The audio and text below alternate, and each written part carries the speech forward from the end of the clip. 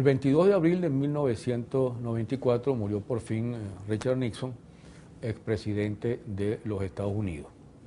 Nixon había nacido en 1913 en una familia, digamos, de clase media estadounidense, estudió Derecho, se graduó de abogado y pronto empezó a vincularse, a ascender pues socialmente y políticamente, miembro del Partido Republicano, y se vinculó entonces a algunos bufetes importantes. Se convirtió en un abogado de cierta significación. Eso hizo que muy temprano llegase a formar parte del gobierno de Eisenhower y fue el vicepresidente de Eisenhower.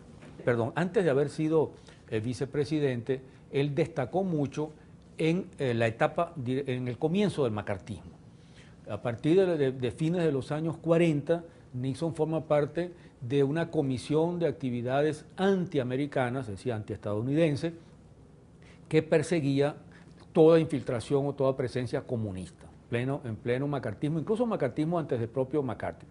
Y allí él incluso destacó por denunciar a un funcionario del Departamento de Estado llamado Alger Hiss, que fue acusado de comunista y destituido y generó una verdadera histeria. Y luego cuando empieza justamente a figurar Joe McCarthy y se convierte en la expresión de ese anticomunismo histérico y feroz, Nixon también va a trabajar con él. Es decir, ya tenía todo un pedigrí de anticomunista furibundo, de reaccionario furibundo, que va a facilitar que llegue a ser entonces candidato del Partido Republicano para vicepresidente cuando Eisenhower es electo presidente. Y va a ser vicepresidente durante todo el gobierno de Eisenhower. El gobierno de Eisenhower es un gobierno, por supuesto, bien reaccionario, bien anticomunista, forma parte de todo ese periodo macartista, aún habiendo tenido conflictos con McCarthy, porque McCarthy casi llegó a acusar al propio Eisenhower de comunista, de tal manera que finalmente McCarthy, que además era un grandísimo borracho, terminó en la decadencia a mediados de los años 50. Pero Nixon fue el vicepresidente de Eisenhower y es responsable con Eisenhower de los crímenes del gobierno de Eisenhower, particularmente el golpe de Estado en 1953 en Irán contra Mossadegh y algo que nos toca más de cerca, la conspiración en la cual participan los Dols y la United Fruit para derrocar al gobierno democrático de Arbenz en Guatemala en 1954, después de la 10ª conferencia interamericana que tuvo lugar aquí en Caracas. Esa fue la figuración de Nixon en el gobierno de Eisenhower. Pero en Venezuela recordamos también a Nixon porque poco después del 23 de enero de 1958, después de haberse producido el derrocamiento de la dictadura de Pérez Jiménez, una de las tantas dictaduras que el gobierno de Eisenhower y Nixon apoyó en América Latina, Nixon como vicepresidente vino a visitar Venezuela y estuvo aquí en Caracas. Y la venida de Nixon en ese ambiente efervescente que había después del 23 de enero provocó una extraordinaria reacción popular antiimperialista contra Nixon.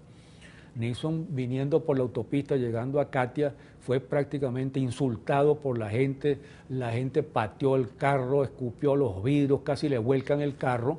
Nixon, aterrorizado dentro de aquel carro, que afortunadamente para él era blindado, y su proyecto, que era dirigirse hacia el Panteón Nacional a rendirle una ofrenda al Libertador en el Panteón, fracasó porque había otra gran concentración en el Panteón diciendo que Nixon no podía entrar al Panteón y finalmente Nixon tuvo que refugiarse en la Embajada de los Estados Unidos. Esto significó incluso una amenaza para Venezuela porque aquí al Caribe trajeron tropas aerotransportadas para invadir a Venezuela si mataban a Nixon. Y allí una de las cosas que uno puede señalar es la actitud de Wolfgang Larrazábal, que era el presidente entonces, que era el que había reemplazado a Pérez Jiménez, que dijo en un momento que él entendía a los estudiantes que estaban protestando contra Nixon. Y la reacción de Rómulo Betancourt, que estaba ganando méritos con el imperialismo, condenando violentamente esto y reuniéndose con todo lo que era el Pacto de Punto Fijo, lo que luego fue el Pacto de Punto Fijo, con URD y con COPEI, para condenar violentamente esta agresión contra un aliado como los Estados Unidos, etcétera, etcétera. Nixon fue candidato luego a la presidencia en 1960 contra Kennedy y fue derrotado por Kennedy, pero realmente no fue derrotado. Ahí hubo un fraude en el cual participó el padre de Kennedy, dinero, la mafia y todo lo demás. La diferencia fue muy pequeña y hay claros indicios de que a Nixon le robaron las elecciones. Pero en los Estados Unidos reclamar por una derrota es una raya.